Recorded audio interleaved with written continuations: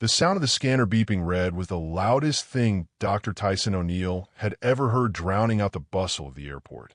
The boarding pass hit Marcus Hale's chest with enough force to make him step backward, the laminated paper fluttering to the polished airport floor. The gate agent's voice was sharp, dismissive, cutting through the ambient hum of Harbor Line International Airport like a blade. "Step aside, sir. We're closing the door." Marcus looked down at his hands, surgeon's hands, steadier than most, but trembling now from exhaustion that went bone deep. 13 hours. 13 hours in an operating theater removing a tumor from a 9-year-old's brain stem. Millimeter by agonizing millimeter, knowing that one slip would mean paralysis or death. He'd scrubbed out 90 minutes ago, changed into the only clean clothes he had, a faded university hoodie and worn jeans, and driven straight to the airport for the overnight flight to Brighton. Another surgery waited, another life balanced on the edge of a scalpel. "Sir, did you hear me?" The agent's tone sharpened further. Behind the desk, her colleague, a woman whose name tag read Lydia Cross, supervisor, watched with arms crossed and lips pressed into a thin line of judgment. Marcus bent slowly, retrieved his boarding pass, and held it up with the careful precision he used when holding surgical instruments. "Seat 2A, first class. I checked in online 4 hours ago." Lydia stepped forward, plucked the pass from his fingers, and studied it as if examining evidence of fraud. Her eyes traveled from the ticket to Marcus's face, then down to his hoodie, his backpack, his sneakers with their fraying laces. The assessment took maybe 3 seconds, but felt eternal. "There's been a system error," Lydia said, voice smooth now, rehearsed. "This seat assignment conflicts with another passenger. We're going to need to make an adjustment." "An adjustment?" Marcus repeated the word slowly, testing its weight. "My ticket was purchased 6 weeks ago. Confirmed. Paid for. What adjustment?" "We'll find you another seat, of course. But first class is completely full due to..." "Due to what?" A man's voice boomed from behind Marcus, loud and confident in a way that came from never being told no. "Due to me, probably. Graham Lockwood. My assistant should have upgraded me this morning." "Lydia, sweetheart, you got that sorted, right?" Graham Lockwood was everything Marcus wasn't in this moment. Pressed linen shirt, designer carry-on, the kind of watch that costs more than a car. He moved through the gate area like he owned the jetway itself. Phone pressed to his ear, already talking about deals and markets and other people's money. Lydia's expression transformed. "Mr. Lockwood, yes, we have you in 2A as requested. Complimentary upgrade for our elite frequent flyers." "That's my seat," Marcus said quietly. Graham finally looked at him, really looked, and something flickered across his face. Amusement mixed with disbelief. "You serious, man? You flying first class?" He laughed, not cruelly exactly, but with the casual dismissiveness of someone stating an obvious fact. "Buddy, no offense, but you look like you just rolled out of a homeless shelter." Heat crept up Marcus's neck. He'd chosen comfort over appearance deliberately, had prioritized sleep over vanity during the brief hours between surgeries. But explaining that felt like justifying his right to exist in a space he'd paid to occupy. "I have a boarding pass for 2A, Marcus said, voice steady despite the exhaustion pulling at every syllable. "That's my seat." Lydia's smile never wavered, but her eyes went cold. "Sir, as I explained, there's been a conflict. We're happy to accommodate you in another seat. The flight is full, but we have availability in," she glanced at her screen, "row 41, middle seat. We'll process a partial refund for the cabin downgrade." Row 41. Marcus felt something crack inside him, some last reserve of patience. "You want me to move from first class to the last row, middle seat, next to the lavatory, because you gave my seat to someone else?" "Because of an operational necessity," Lydia corrected, her tone suggesting this was his fault somehow, his failure to understand how these things worked. Northcrest Airways reserves the right to make seating adjustments when required by. When required by what? By someone who looks like they belong in first class more than I do. The words hung in the air, sharp and undeniable. Other passengers had stopped moving, phones lowering, conversations dying as they sensed confrontation brewing. Graham held up both hands in mock surrender. Whoa. Hey, nobody's saying anything about how you look. I'm just saying there was a mix-up, and clearly Lydia's trying to fix it. No need to make this a whole thing. It became a whole thing when you took my seat. I was upgraded. That's different from taking. Come on, man, be reasonable. You'll still get where you're going. In the back of the plane, in a middle seat I didn't pay for, after working a 13-hour surgery, saving a child's life.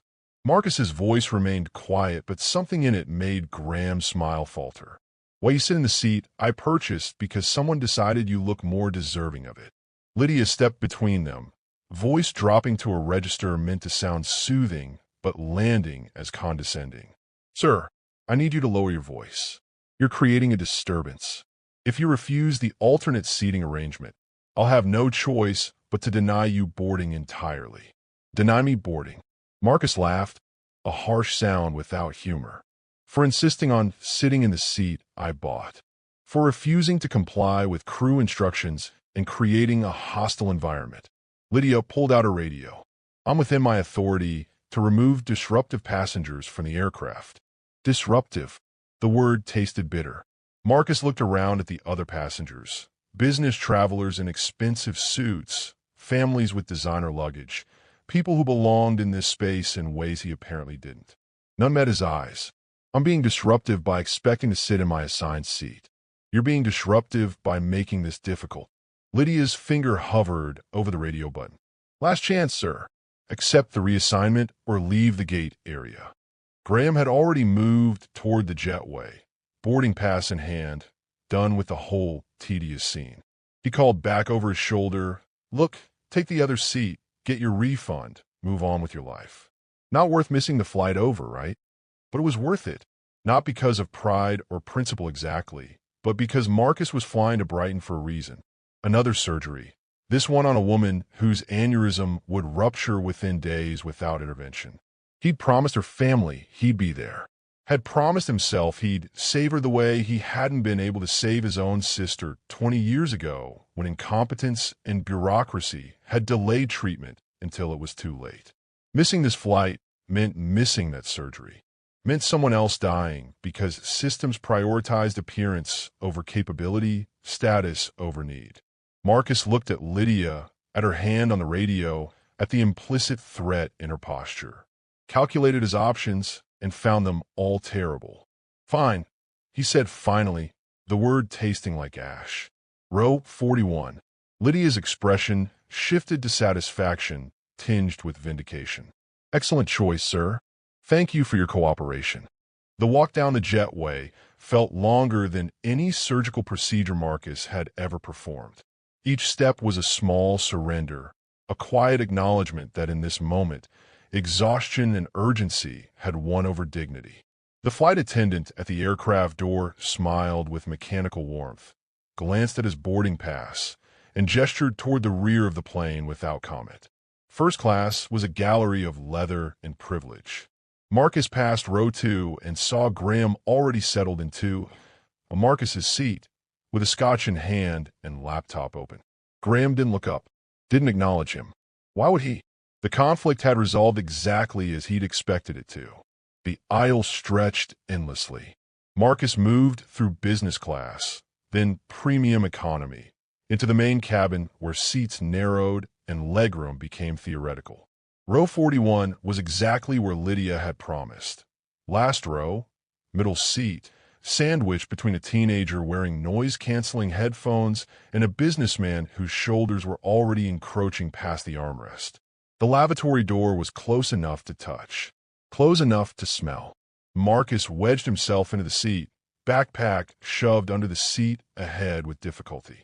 His knees pressed against the seat back. The overhead bin was already full, forcing him to keep his jacket on his lap. Around him, passengers settled with varying degrees of comfort, but all of them had more space than he did.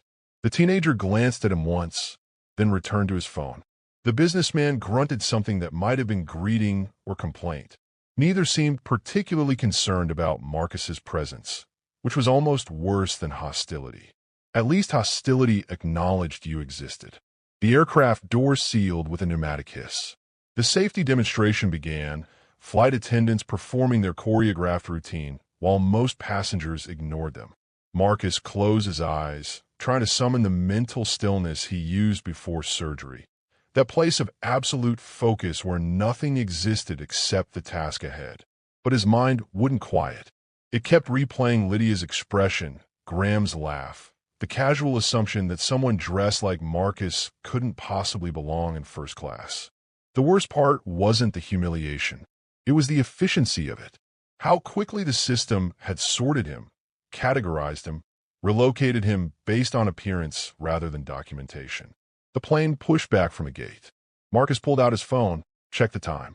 If this flight stayed on schedule, he'd land in Brighton with 4 hours to spare before the surgery. 4 hours to shower, review scans, prep. Tight, but manageable. The aircraft taxied toward the runway, engines building to that distinctive whine that preceded takeoff. Marcus felt his body beginning to relax despite everything, exhaustion finally winning its long battle against adrenaline. His eyes drifted closed. Then someone screamed. The sound cut through the cabin like a surgical alarm. Sharp, panicked, unmistakable. Marcus's eyes snapped open. Around him, passengers jerked upright, looking toward the front of the aircraft. A flight attendant rushed past, moving with the controlled urgency that meant something was seriously wrong. Medical emergency in first class. Her voice carried despite obvious attempts to stay calm. Is there a doctor on board? Marcus was already unbuckling, already moving. The businessman beside him made an irritated sound as Marcus squeezed past, but Marcus didn't pause. He pushed through the aisle, past slower-moving passengers, toward the commotion ahead. First class had transformed into chaos. Passengers stood in the aisle, some filming on phones, others backing away. In the center of it all, Graham Lockwood was on his knees in Marcus's seat, clutching his throat, face rapidly shifting from red to purple. A flight attendant knelt beside him, trying to get him to respond. "Sir, can you breathe?" "Sir." Graham couldn't answer. His mouth opened and closed soundlessly, lips already tinged blue. His hands clawed at his collar. Then his neck, movements becoming increasingly desperate and uncoordinated. Marcus reached them in seconds. "I'm a doctor. Let me through." The attendant, her name tag read Elaine Porter, lead cabin crew, looked up with relief and suspicion warring in her expression. Her eyes took in Marcus's hoodie, his worn appearance, and something flickered across her face that Marcus recognized instantly. The same assessment Lydia had made at the gate. "You're a doctor?" Her tone suggested she was confirming credentials, not accepting his word. "Neurosurgeon. 13 years. Step aside." Marcus dropped to his knees beside Graham, already assessing. Airway obstruction, severe anaphylaxis, minutes from complete respiratory failure. How long has he been like this? Maybe 2 minutes. He was fine, then started coughing, then allergies? Medical conditions? I don't know, Graham's eyes were rolling back. His lips were navy blue now, fingers still scrabbling weakly at his throat. The classic signs of complete airway closure. Marcus had maybe 3 minutes before brain damage became permanent, 5 before death. Someone get the medical kit. Now. Marcus loosened Graham's collar, checked his mouth, tongue massively swollen, throat closing. Epinephrine. We need epinephrine immediately. Elaine scrambled for the medical kit, while another attendant called the cockpit. Passengers pressed closer, phones raised, everyone recording but no one helping. Marcus ignored them, focused entirely on the dying man in front of him. Graham's struggles were weakening. His skin had gone from purple to gray. Elaine returned with the kit, hands shaking as she opened it. Marcus grabbed the epinephrine injector, ripped open the packaging, and slammed it into Graham's thigh through his expensive linen pants. Held it for the required 10 seconds, then withdrew. Nothing happened. Graham's eyes glazed. His movement stopped. The cabin went silent except for the endless drone of engines. "It's not working," Elaine whispered. "Why isn't it working?" Because the injection was too late, Marcus thought. because the swelling had already closed his airway completely. Epinephrine could reduce swelling, but it couldn't create a passage that no longer existed. "We need to land," another attendant said, pulling out the phone to the cockpit. "We need emergency. He'll be dead before we land." Marcus looked around the cabin, calculating. "I need something sharp. A scalpel, surgical blade, anything." "We don't have." "Then improvise. A knife from the galley, broken glass, anything with an edge." Elaine stared at him. "What are you going to do?" "Emergency cricothyrotomy. I'm going to create an airway through his throat. If I don't do it in the next 60 seconds, he's dead." "You can't. That's not. Do you even have credentials?" Elaine's voice climbed toward panic. "How do I know you're actually a doctor?" Marcus grabbed her wrist, not hard but firm enough to force her attention. "Look at him. Look at his color. He has maybe 45 seconds of brain oxygen left. You want to check my medical license, or you want him to survive?" The captain's voice crackled through the PA system. "This is Captain Reeves. We've been informed of a medical emergency. We're returning to the gate immediately. Estimated arrival in 12 minutes. 12 minutes. Graham would be brain dead in 2. I need something sharp now." Marcus's voice carried through first class, sharp enough to cut through shock. "Glass, metal, anything." A woman in row 3, maybe 40, expensive jewelry, terrified eyes, thrust her hand forward. "My necklace. The clasp is sharp. Not ideal. Not even close. But better than nothing." Marcus grabbed it, felt the small metal prong meant for holding the chain closed. Sharp enough to puncture skin, maybe not sharp enough for what he needed. He looked around desperately. On the floor near Graham's seat, a broken crystal stirrer from his drink, one end jagged where it had shattered. And in Graham's breast pocket, visible now that his jacket had fallen open, an expensive fountain pen. Metal. Hollow. "Give me that pen." Elaine hesitated. "Get it or watch him die." She grabbed the pen, hands trembling so badly she nearly dropped it. Marcus took it, unscrewed the top, dumped the ink cartridge. The barrel was hollow, maybe 8 millimeters in diameter. Barely enough, but enough. Graham's pulse was thready under Marcus's fingers. 20 seconds, maybe less. Marcus positioned himself, found the cricothyroid membrane by touch, that small depression between the thyroid and cricoid cartilage, the emergency access point every surgeon learned but few ever used outside textbooks. He grabbed the crystal shard, feeling its edges cut into his palm. "Someone hold his head still. Don't let him move." "Sir, I really think we should wait," Elaine began. "He'll be dead in 15 seconds." 3 passengers grabbed Graham's shoulders and head. Their faces were pale, horrified, but they held firm. Marcus pressed the shard against Graham's throat, finding the membrane through swollen tissue. This needed to be fast, precise, confident. No room for hesitation. He pushed. The crystal shard punctured skin with resistance that felt wrong. Too much friction, too much drag. Nothing like the surgical blades Marcus was accustomed to. Blood welled immediately, dark and thick, pooling in the hollow of Graham's throat. A woman somewhere behind Marcus made a strangled sound. Someone else said, "Oh my God, oh my God," over and over like a prayer. Marcus couldn't afford to hear them. His entire world had narrowed to a space roughly 2 centimeters wide, the gap between life and death, between intervention and catastrophe. He widened the incision with controlled pressure, feeling tissue separate beneath the improvised blade. His hands were steady despite everything, despite the exhaustion and humiliation and desperate improvisation, because steadiness was what he'd trained for. What he'd promised himself he'd deliver when it mattered most. The membrane resisted, then gave way. A rush of trapped air escaped Graham's lungs in a wet, gurgling sound that made several passengers turn away. Marcus dropped the shard and grabbed the pen barrel, forcing it through the opening he'd just created. The metal slid into Graham's trachea with the terrible smoothness of violating anatomy, of going where instruments should go only under controlled surgical conditions with sterile equipment and backup and anesthesia. This was none of those things. This was battlefield medicine at 35,000 feet with a fountain pen and broken glass. Marcus held the pen steady, angling it to maximize airflow. For 3 terrible seconds, nothing happened.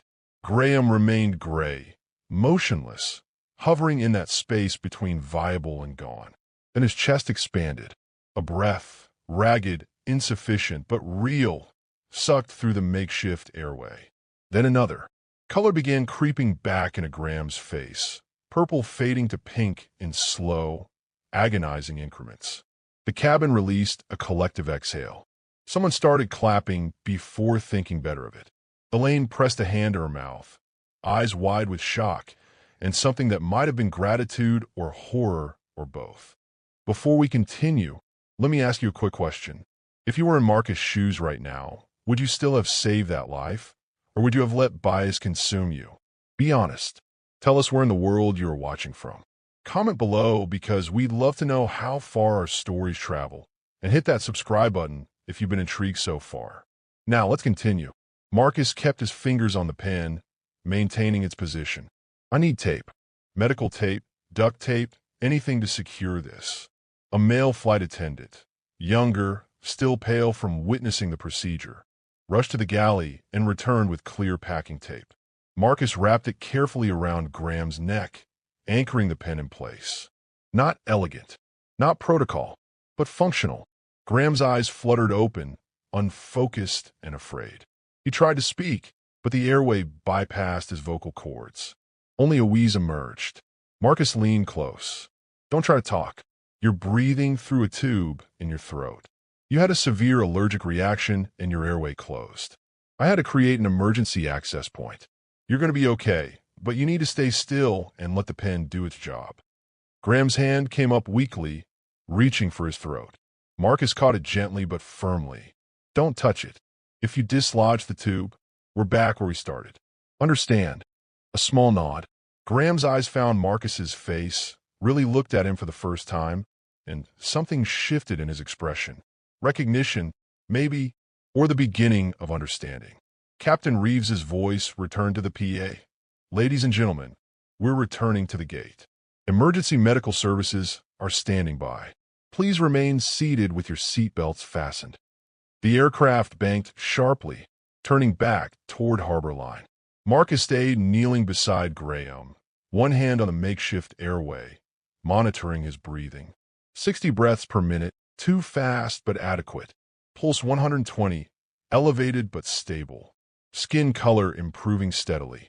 He would survive, probably, if the pen stayed in place, if infection didn't set in, if they reached the gate before anything else went wrong.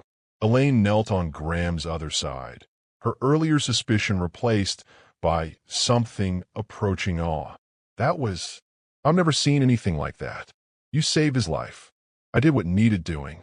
Marcus didn't look at her, kept his focus on Graham's breathing. Someone should have asked if he had allergies before serving first-class amenities. What did he eat? I don't know.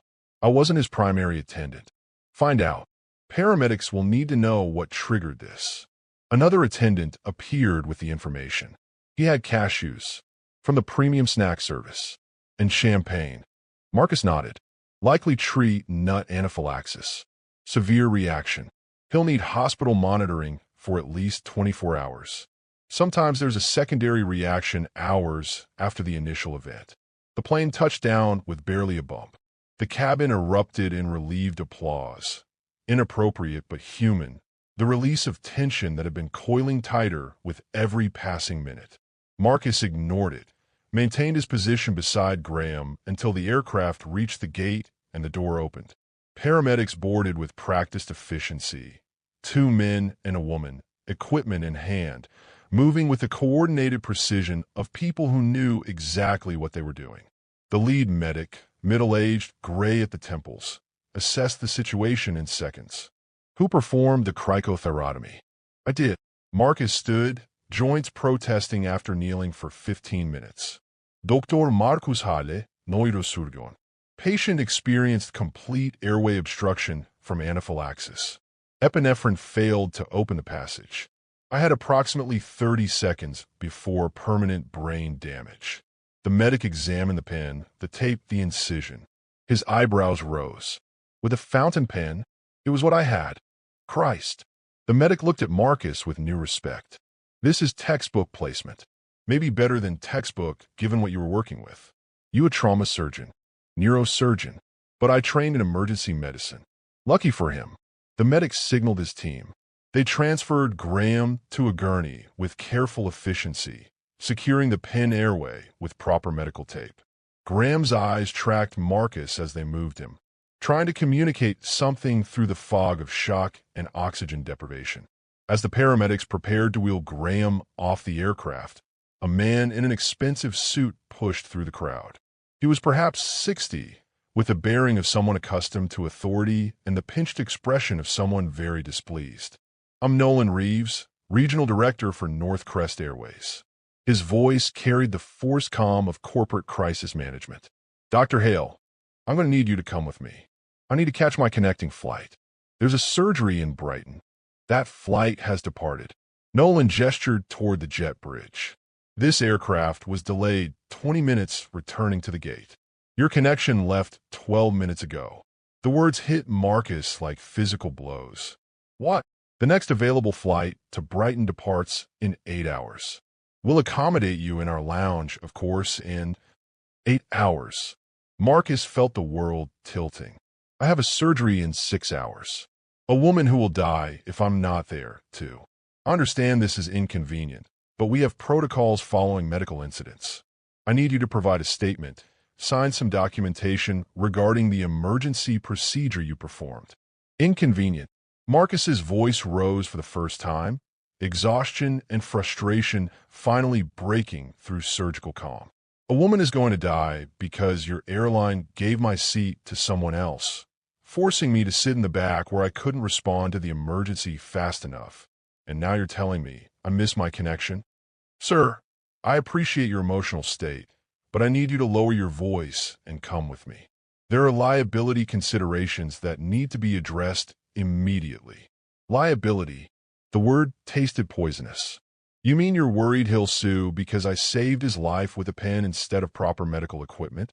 I mean, we need documentation of what occurred, performed by whom, and under what circumstances. Nolan's expression hardened.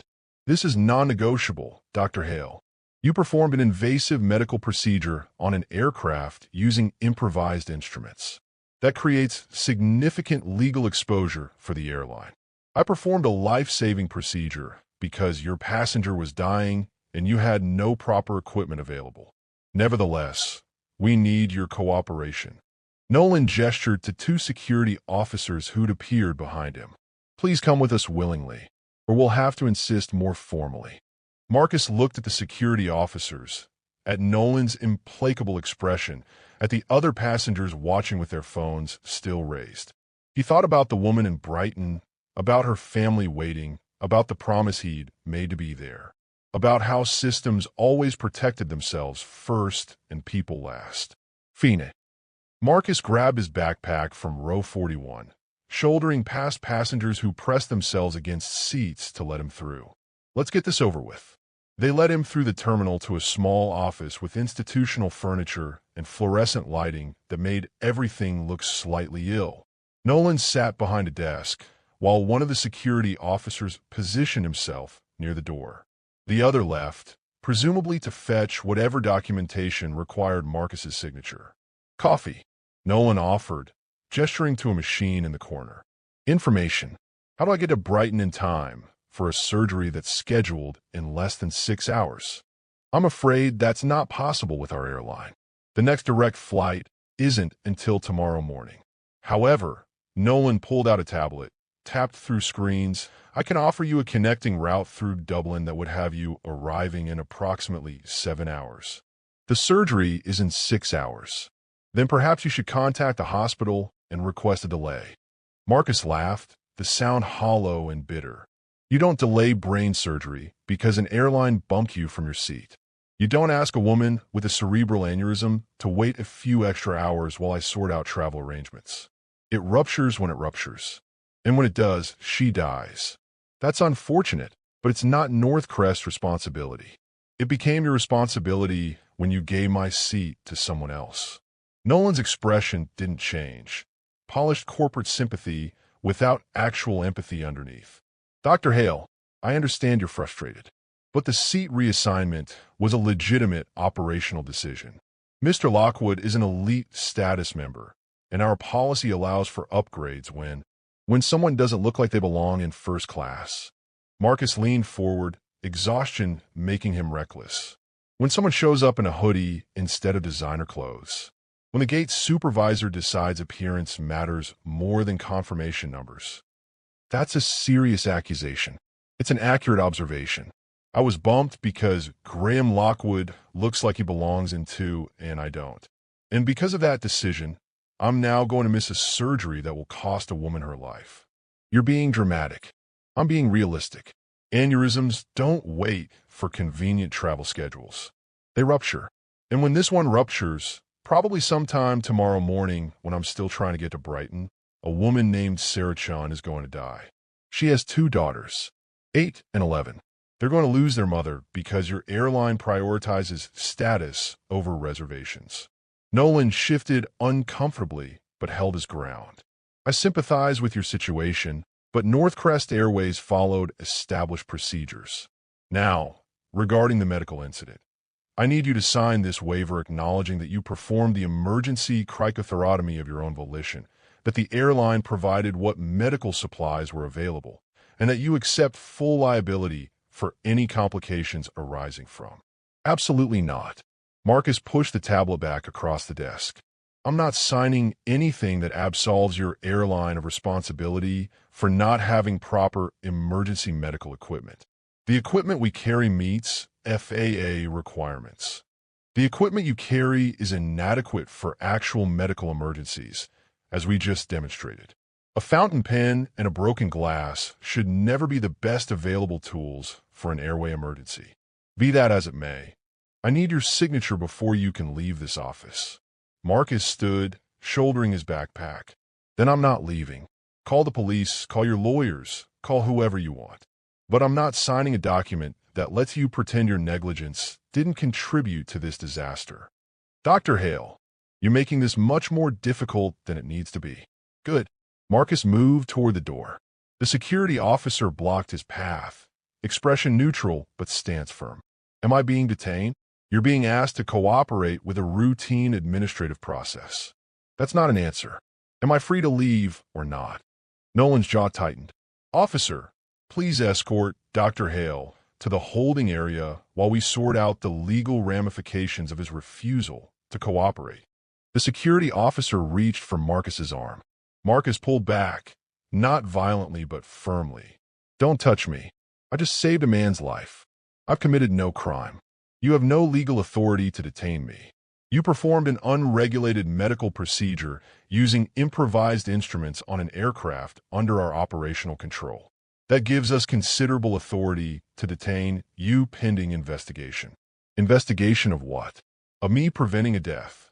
Of whether proper protocols were followed. Marcus felt something snap inside him.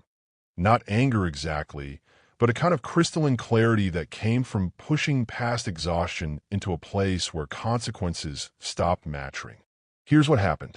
Your passenger had an allergic reaction because nobody checked his medical history before serving him nuts. Your staff was unprepared and under-equipped to handle the emergency. I intervened because I had the training and he was dying. And now you're threatening to detain me because I made your airline look incompetent. We're not threatening anything. We're following procedure. Your procedures almost killed a man today, and they're definitely going to kill Sarah Chun tomorrow. Marcus looked at the security officer blocking the door. So either arrest me officially or get out of my way. Before anyone could respond, a voice called from the doorway. Hold on. Just hold on a second. A young woman stood there, maybe 25, phone in hand, eyes bright with the particular intensity of someone who just witnessed something important. Are you seriously detaining the doctor who just saved someone's life? Nolan stood quickly. Miss, this is a private meeting. You need to leave. I'm Eveline. I'm a passenger from that flight, and I recorded everything. She held up her phone, screen visible, showing the frozen image of Marcus kneeling beside Graham. The whole emergency. The way he kept asking for help and getting questioned.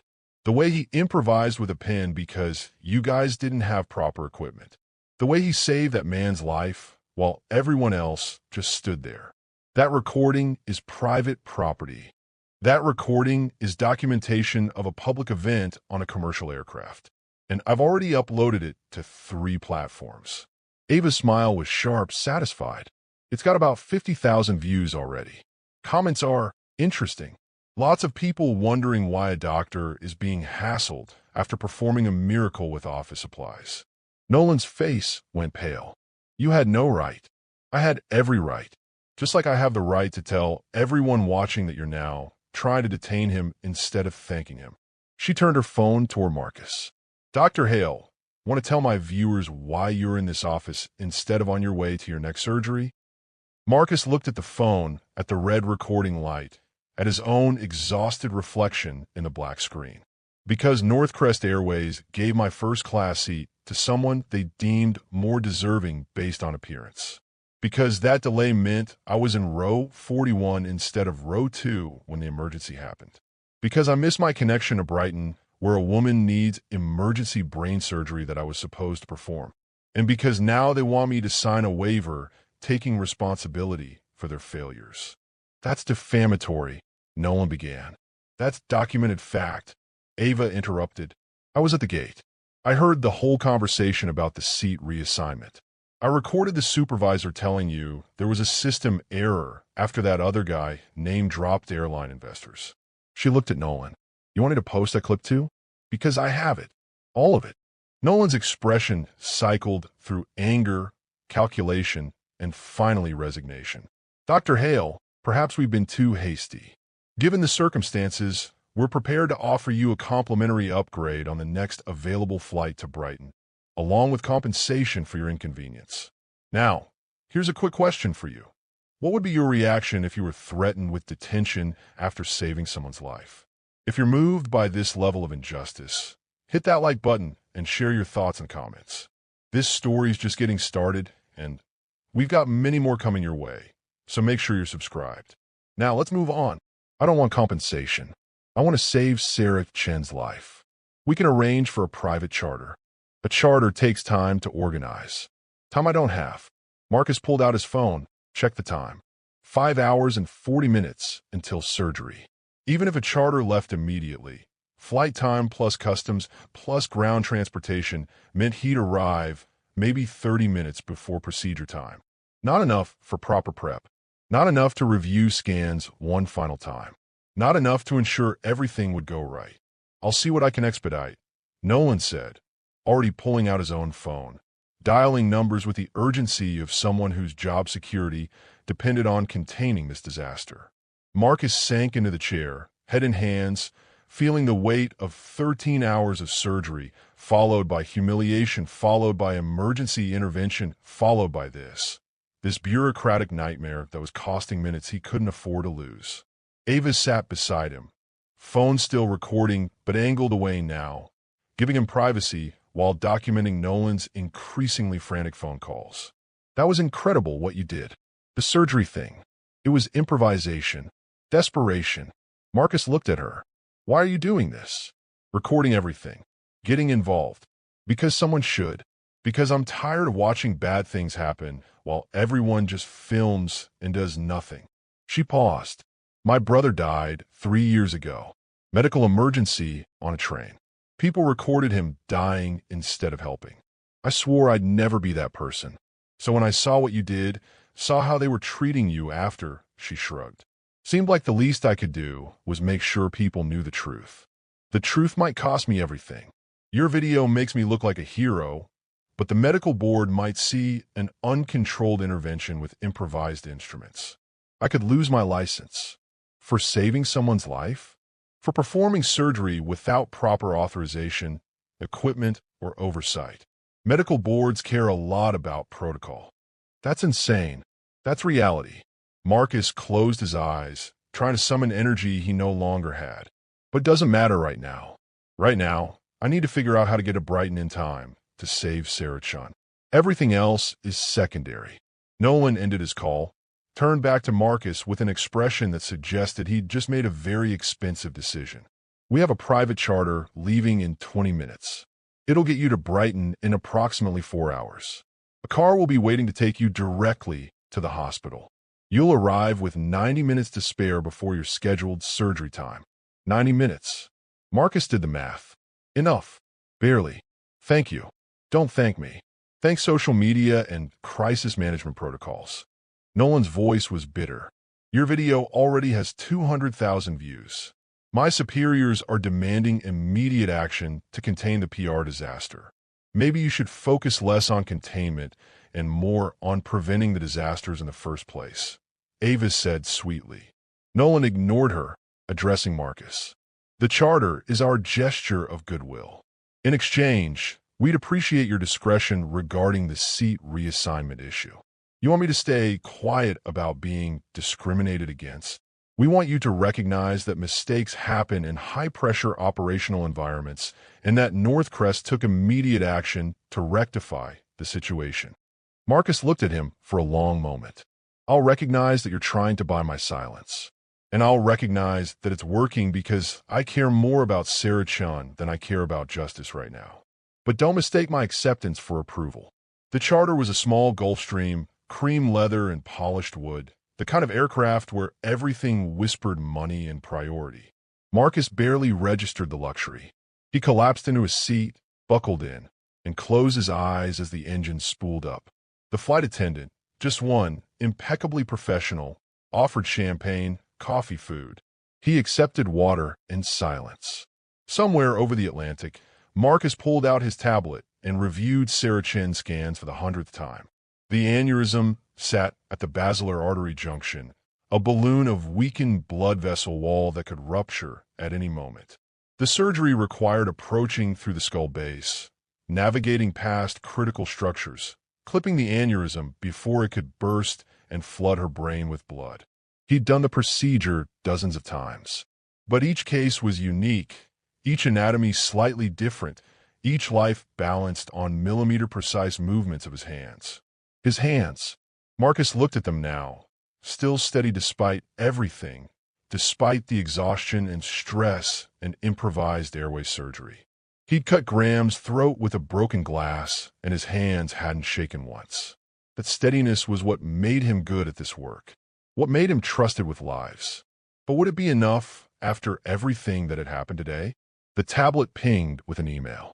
Marcus opened it, expecting pre-op updates from Brighton General. Instead, he found a message from Graham Lockwood's account, sent from a hospital bed according to the signature. Asterisk Dr. Hale, they told me what you did. Well, I said at the gate. I was an asshole. You saved my life with a pen, and I can't stop thinking about the fact that I almost kept you from being able to do it. Thank you doesn't cover it, but thank you. I've spoken with Northcrest CEO. Changes are coming. Graham asterisk. Marcus stared at the message, reading it 3 times. It changed nothing about the missed surgery time, about the humiliation, about the systemic failures that had created the situation. But it acknowledged something. That mattered, even if it wasn't enough. He closed the tablet without responding and tried to sleep. Brighton General Hospital materialized through great English morning, all modern glass and efficient architecture. The car delivered Marcus directly to the surgical entrance. He had 75 minutes until procedure time. Dr. Catherine Wright met him at the door, white coat pristine, expression concerned. "Marcus, good God. We heard about the flight delay. Are you all right?" "I'm functional." "That's enough." Marcus moved past her toward the surgical wing. "Sarah Chun, any changes overnight?" "Stable. Imaging this morning shows no expansion of the aneurysm. Her family's in the waiting room." "There." Catherine hesitated. "They're terrified. They were told you might not make it." "I'm here now. Let's make sure it counts." The pre-op routine was familiar, almost meditative. Scrub in. Review scans one final time. Check instruments. Brief the surgical team. Marcus moved through each step with mechanical precision, pushing exhaustion to the background, letting muscle memory carry him through preparation. In the operating theater, Sarah Chun lay unconscious, her head secured in the Mayfield clamp, skull prepared for opening. She looked small beneath the drapes, vulnerable in the way all surgical patients were. Life reduced to anesthesia and trust. Marcus positioned himself at the head of the table. Around him, the surgical team waited, anesthesiologist monitoring vital signs, scrub nurse with instruments ready, surgical resident assisting. All of them watching Marcus with the careful attention of people who knew something unusual had happened, but were too professional to ask questions before surgery. Let's begin. The drill word to life. Marcus created the bone flap with movements so practiced they were almost automatic. Circle the perimeter, lift the skull, expose the dura beneath. Then the delicate work began. Microscope in place, magnifying the surgical field to crystalline clarity. Through the eyepieces, blood vessels became highways, tissue became landscape, the aneurysm became a target. Marcus navigated past the temporal lobe, past the optic apparatus, working through anatomy with the patience of someone who understood that speed was the enemy of precision. Each movement was deliberate, considered, reversible if necessary. The aneurysm appeared in the surgical field, a purple bulge on the basilar artery, walls thin as tissue paper, pulsing with each heartbeat. One wrong move, and it would rupture, flooding the surgical field with blood, turning a control procedure into a desperate attempt at damage control. Marcus positioned the aneurysm clip, feeling its weight at the end of long forceps. This moment was what everything had led to: the 13-hour surgery yesterday, the flight humiliation, the improvised airway, the charter across the Atlantic. All of it culminating in these next few seconds. He applied the clip with controlled pressure. The metal jaws closed around the aneurysm's neck, cutting off blood flow to the weakened section while maintaining flow to the healthy artery beyond. The purple bulge deflated, no longer pulsing, no longer threatening. Clip is seated, checking downstream flow. The surgical resident confirmed adequate blood supply past the clip. No ischemia, no compromise. Perfect placement. Marcus allowed himself one breath of relief, then continued. The surgery wasn't finished until the skull was closed and Saracen woke up with her brain intact. 2 hours later, he stripped off his surgical gown and gloves in the scrub room, every muscle in his body screaming for rest. Catherine appeared in the doorway. Beautiful work. Textbook perfect. It needed to be. Marcus scrubbed his hands, watching pink water circle the drain. How's she looking post-op? Waking up nicely. Following commands. No deficits. You saved her life, Marcus. I did my job. After the day you had, that job was extraordinary. Catherine leaned against the doorframe. It's all over social media, you know. The video of what you did on that plane. 2 million views and climbing. People are calling you a hero. People don't know what they're talking about. The medical community does. I've gotten a dozen calls from colleagues asking about you, about what really happened. The Royal College wants a statement. The GMC is interested in your improvised technique. You've become something of a legend overnight. Marcus dried his hands, bone-tired and hollowed out. I don't want to be a legend. I want to be left alone to do my work. Too late for that, I'm afraid. Catherine pulled out her phone, showed him the screen. The video from Ava played. Marcus kneeling beside Graham. Makeshift surgery in progress. Narrated by Ava's voice explaining what was happening, why it mattered, how the airline had nearly prevented it. The comment section was a flood of outrage and admiration. People demanding Northcrest face consequences. People praising Marcus's skill. People sharing their own stories of discrimination and humiliation in air travel. This is bigger than you now, Catherine said gently. Whether you want it or not, you've become the face of something important. Medical excellence meeting institutional failure. Skill being dismissed because of appearance. A system that almost lets someone die because they prioritize status over substance. I didn't ask for any of this. Heroes haredido. Marcus left the hospital 3 hours later, having met with Saracen's family. Her daughter shy but grateful, her husband openly weeping with relief, and completed all necessary post-op documentation. He checked into a hotel near the hospital, room small but clean, and collapsed onto the bed fully clothed. His phone buzzed constantly.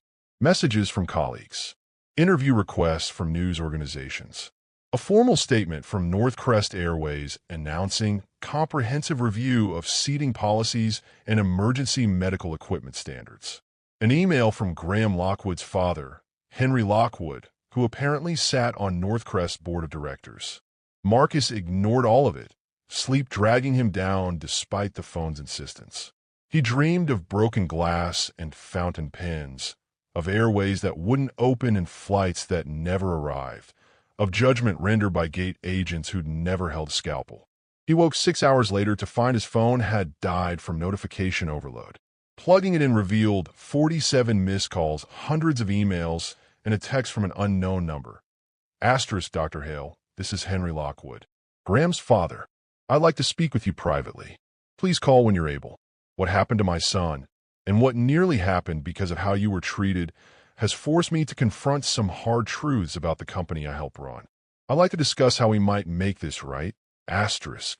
Marcus stared at the message for a long time. Making it right meant more than apologies or compensatory flights. It meant examining why appearance had trumped documentation, why bias had nearly cost 2 lives, why systems protected themselves while failing the people they supposedly served. It meant change that went deeper than policy updates and PR statements. He typed a response. Asterisk, Mr. Lockwood. I'll be returning to the U.S. in 3 days once my patient is stable. We can meet then. But understand, I'm not interested in settlements or silencing agreements. I'm interested in ensuring this never happens to another person who doesn't look like they belong where they have every right to be. Asterisk. The response came within minutes. Asterisk, that's exactly what I want to discuss. Thank you for saving my son's life. Thank you for forcing me to see what I'd been ignoring. Henry, asterisk. Marcus set down the phone and looked out the window at Brighton's skyline, gray and industrial and beautiful in its own way.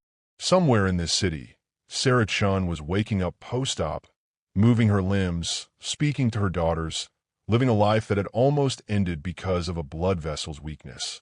She was alive because Marcus had made it to surgery on time. He'd made it because of a charter flight arranged to prevent PR disaster. The charter had been necessary because he'd been bumped from his original seat. He'd been bumped because someone decided he didn't look like he belonged in first class. The chain of causation was clear and damning. 3 days later, Marcus sat in a conference room in Northwest Airways corporate headquarters, facing Henry Lockwood across an expanse of polished mahogany. Henry was perhaps 65, silver-haired and expensively dressed, but his eyes carried a weight that suggested recent lessons learned the hard way. Dr. Hale, thank you for agreeing to meet. Henry's voice was quiet, lacking the bombast Marcus had heard from his son at the gate. Before we discuss anything else, I want you to know that I've watched that video approximately 50 times. Each viewing makes me more ashamed of what my company allowed to happen. Your company didn't allow it. Your company engineered it. Marcus kept his voice level, professional. The seat reassignment wasn't an accident.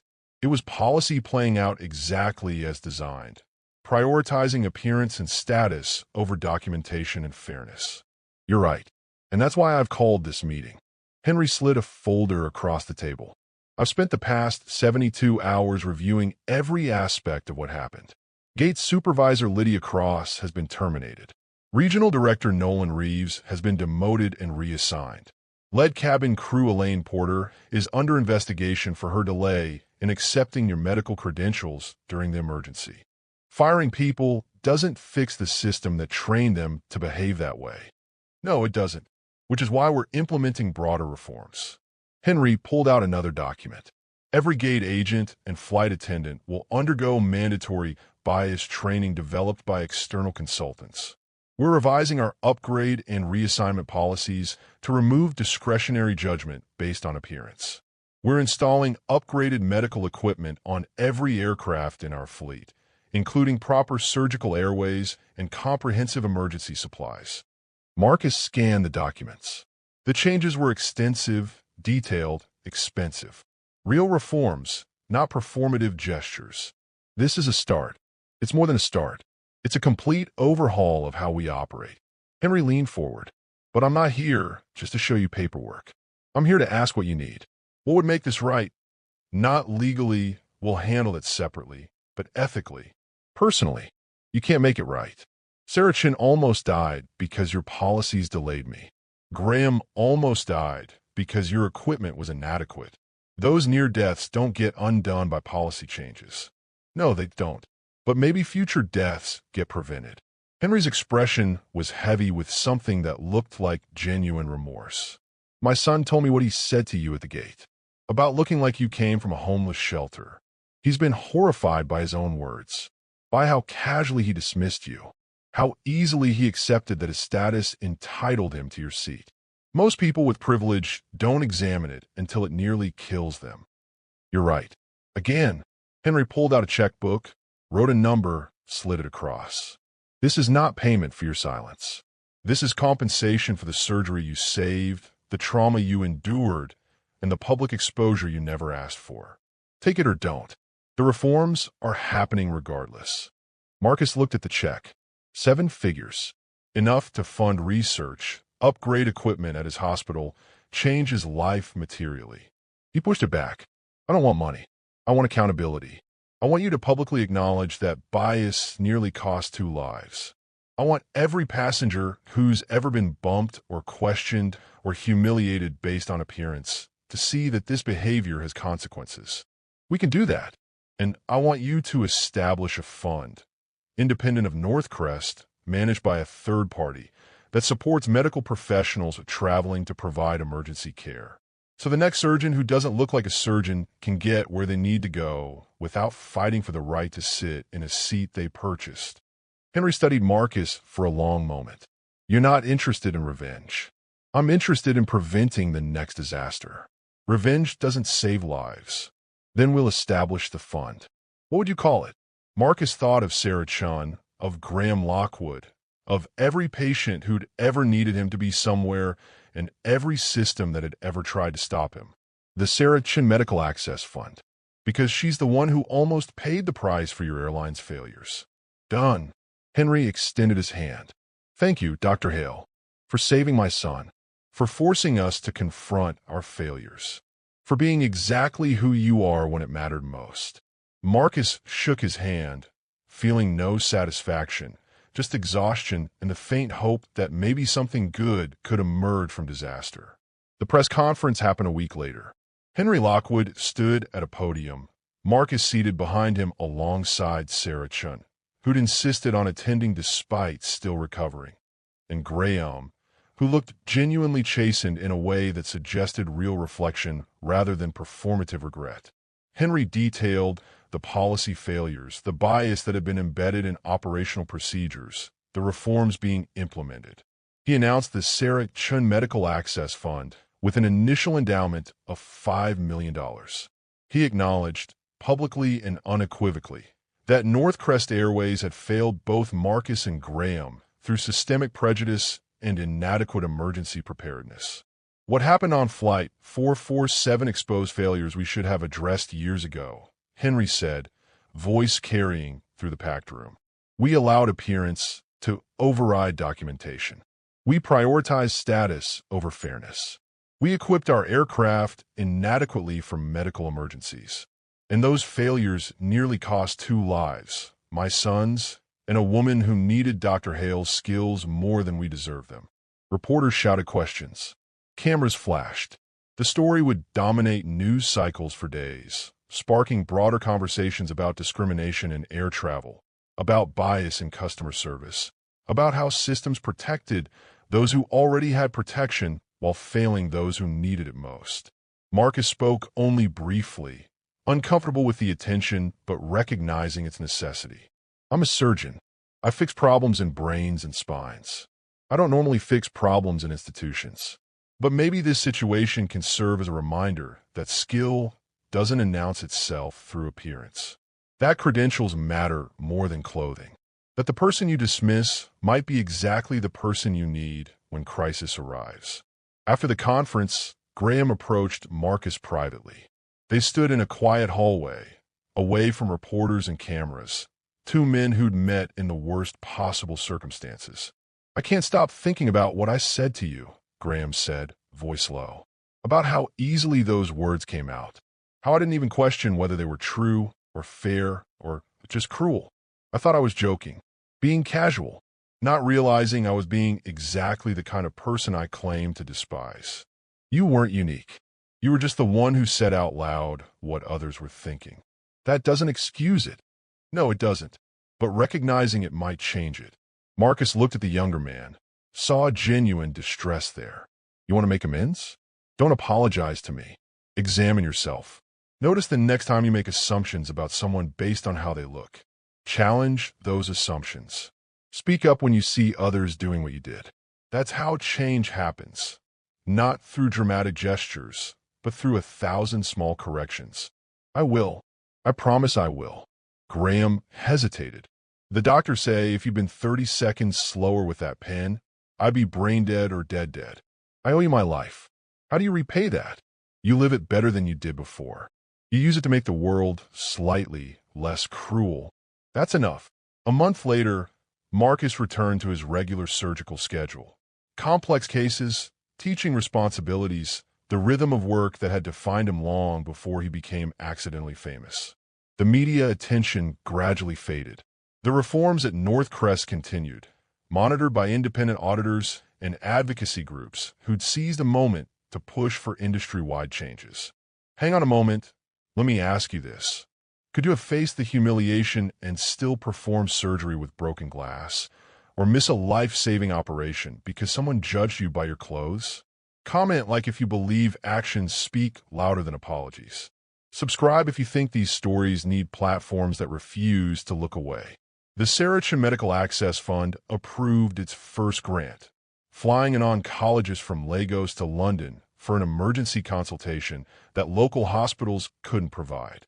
Then a second grant, a third, a steady stream of cases where skill needed to reach patients and financial or logistical barriers stood in the way. Marcus received updates about each case, but remained deliberately distant from the fund's operations. This wasn't about him. It was never about him. It was about ensuring that the next time a surgeon showed up in a hoodie with a life to save, the system wouldn't stand in their way. 6 months after the incident, Marcus boarded another flight. Commercial, economy class this time, because he'd chosen proximity over comfort for a same-day surgery consultation. The gate agent barely glanced at his boarding pass, waved him through without comment. On the aircraft, he found his seat. Middle row, tight quarters, but adequate, and settled in without incident. The woman beside him, perhaps 50, smiled politely. First time flying? No, what? You just seem very calm. Most people in middle seats look miserable. I've learned that the seat doesn't matter as much as arriving where you need to be. The plane pushed back on time. No delays, no emergências, no confrontations. Just the routine tedium of commercial air travel, exactly as it should be. Somewhere over Pennsylvania, the captain's voice crackled through the speakers. Ladies and gentlemen, if there's a medical professional on board, please press your call button. We have a passenger who needs assistance. Marcus's hand moved to the button before conscious thought caught up. Old instincts. The call attendant appeared within seconds, relief flooding her face when Marcus identified himself. It's a woman in business class. She's having chest pains, difficulty breathing. We've administered oxygen, but Marcus was already unbuckling, already moving. The woman beside him watched with wide eyes as he navigated the aisle, medical training overriding everything else. In business class, he found an elderly passenger, maybe 70, skin clammy, clutching her chest with one hand while the other gripped her husband's arm. Only Dr. Hade, neurosurgeon, but I have emergency training. Can you describe what you're feeling? Pressure, like an elephant sitting on my chest. Can't catch my breath. Her words came in gasps, each one clearly painful. Marcus checked her pulse, rapid, irregular. Checked her skin, pale, sweating. Classic presentation of either cardiac event or severe anxiety. He needed to determine which, and quickly. Do you have any heart conditions? Any history of cardiac issues? No. I'm healthy. She gasped again, face contorting. Something's wrong. Something's really wrong. The flight attendant brought the medical kit. Marcus pulled out the blood pressure cuff, the stethoscope, the portable EKG, if needed. Around them, passengers watched with the now familiar mixture of concern and phones-raised documentation. Marcus ignored them, focused entirely on his patient. Blood pressure elevated but not dangerously. Heart rate fast but regular rhythm. Lungs clear. No signs of immediate cardiac arrest, but that didn't mean one wasn't coming. I'm going to give you aspirin and nitroglycerin. They'll help if this is cardiac-related. If it's anxiety, they won't hurt. Marcus administered both, then stayed beside her, monitoring her vitals, watching for changes. 5 minutes passed. 10. Gradually, her breathing eased. The color returned to her face. The chest pressure subsided from crushing to manageable. Better? Marcus asked. Better. Much better. She looked at him with tears in her eyes. Thank you. I thought I was dying. You might have been. We're landing in 15 minutes. Paramedics will meet the plane and take you to a hospital for proper evaluation. What you experience could be cardiac or could be a panic attack that mimic cardiac symptoms. Either way, you need tests to be certain. Her husband gripped Marcus's hand. Thank you, doctor. Thank you so much. Marcus returned to his seat as the plane began its descent. The woman beside him looked at him with new awareness. You're that doctor, aren't you? From the video. The one who saved someone with a pen. I'm a doctor who does his job when needed. That was more than just doing a job. That was heroic. It was necessary. There's a difference. They landed without further incident. Paramedics boarded and escorted the elderly woman off, her condition stable but requiring monitoring. Marcus deplaned with everyone else, anonymous again in the crowd, just another passenger moving through just another airport. His phone buzzed with a message from Catherine Wright. Astra's Sarah Chun just completed her 6-month post-op evaluation. No déficits, no complications. She's planning to run a 5K next month to raise funds for the Medical Access Fund. Thought you'd want to know. Asterisk. Marcus allowed himself a small smile. Sarah Chun was alive, thriving, living the life that had hung by a thread on that operating table. That mattered more than any press coverage, any reforms, any recognition. At the hospital where his consultation waited, Marcus changed into scrubs and reviewed the scans of a patient with a spinal tumor. Complex case. High risk. Exactly the kind of work he'd trained for, the kind that required every bit of skill and steadiness he possessed. The surgery lasted 6 hours. Successful. Another life preserved through millimeter-precise movements and years of training that had taught him to see what others missed, to navigate anatomy with the confidence of someone who'd done it 1,000 times. Afterward, in the surgeon's lounge, a colleague approached, a younger Dr. Marcus had mentored during residency. I saw what happened on that flight. The video. Everyone's talking about it. Everyone should be talking about the reforms instead. About the changes that prevent the next incident. They are, but they're also talking about you. About how you didn't let them define you by your clothes or your appearance. How you just kept doing what you do best regardless of how you were treated. I didn't have a choice. Patients need surgeons. What we were to get to them is irrelevant. That's easy to say after the fact. But in the moment, when you're being humiliated and delayed and treated like you don't belong, the younger doctor shook his head. Most people would have given up, would have accepted the narrative that they weren't good enough, weren't deserving enough. You didn't. And that matters to people like me who've experienced the same thing. Marcus looked at his former student, a brilliant surgeon, South Asian, who'd probably faced 100 small indignities similar to what Marcus had experienced. What matters is that you're here, that you're saving lives, that you don't let anyone's assessment of your worth interfere with your assessment of your capability. Easier said than done. Most important things are, a year after the incident, Marcus received an invitation to speak at a medical conference about emergency interventions in austere environments. He almost declined. Public speaking still felt uncomfortable, unwelcome, but the conference organizers noted that proceeds would support the Medical Access Fund. He accepted. The auditorium was packed. Several hundred physicians, nurses, paramedics. People who understood the gap between ideal circumstances and desperate reality. Marcus stood at the podium, looking out at faces that probably expected a hero's story, a tale of triumph and vindication. Instead, he told the truth. I performed an emergency cricothyrotomy with a fountain pen and a broken glass because those were the tools available. It worked. The patient survived, but it shouldn't have been necessary. If the airline had carried proper equipment, if the crew had been trained to respond more quickly, if the system had been designed around worst-case scenarios instead of cost optimization, none of my improvisation would have been required. He detailed the technical aspects of the procedure, the anatomical landmarks, the risks and complications. Then he shifted to the broader context. But this isn't really a story about emergency airways. It's a story about how systems fail people, about how bias operates in mundane moments. A gate agent deciding who looks like they belong in first class, a crew member hesitating to trust credentials because they conflict with appearance. Those small failures cascaded into a crisis that almost cost 2 lives. Marcus paused, looking at the audience. Every person in this room has probably experienced something similar. Being questioned about your qualifications. Being assumed less competent because of your age, gender, race, or appearance.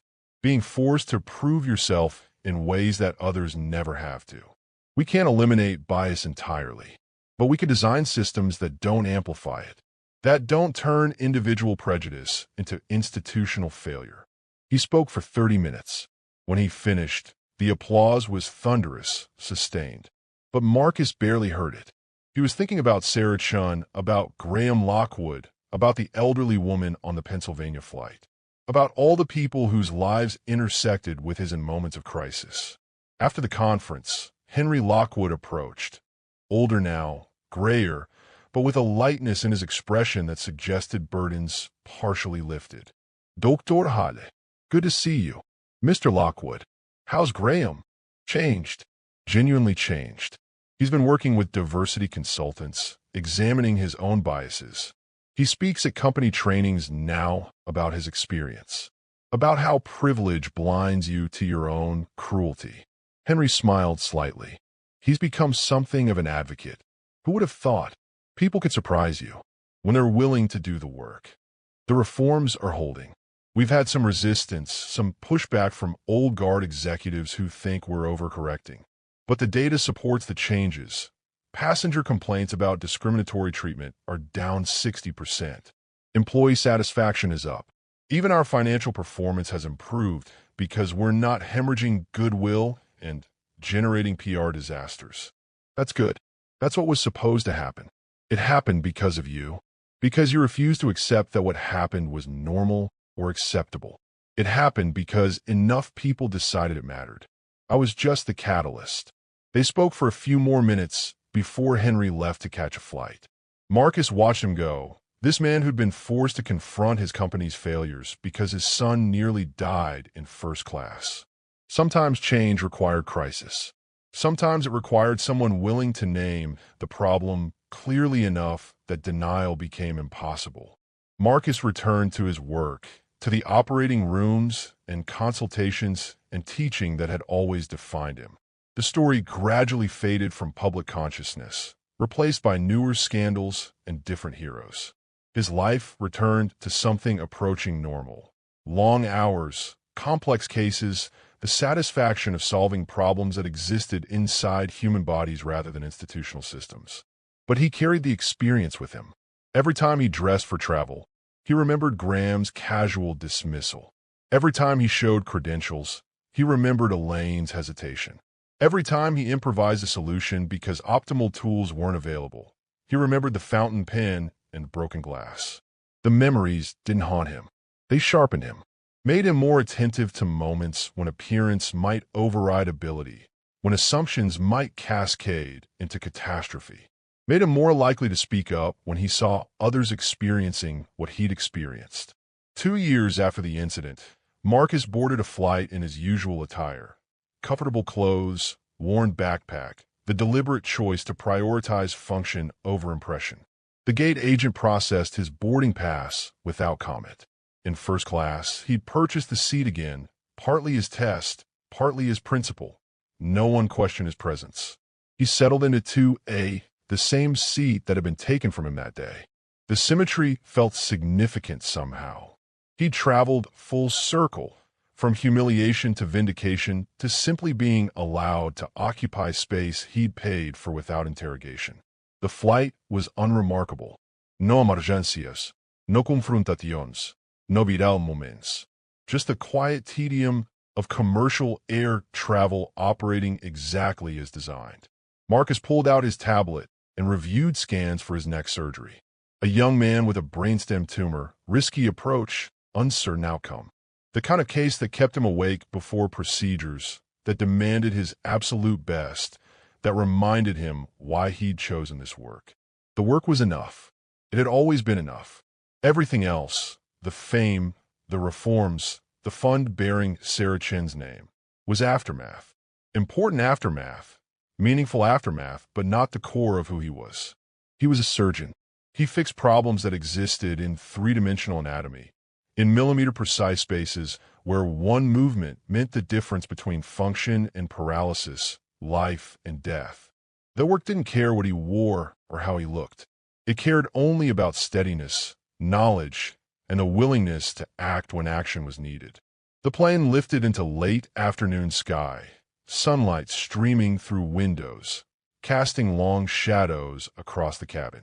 Marcus looked out at clouds building on the horizon, at the landscape falling away beneath them, at the vast, complicated world that kept presenting problems requiring solutions. He closed his eyes and let exhaustion finally claim him, secure in the knowledge that when he woke, there would be another surgery, another patient, another opportunity to do the work that mattered most.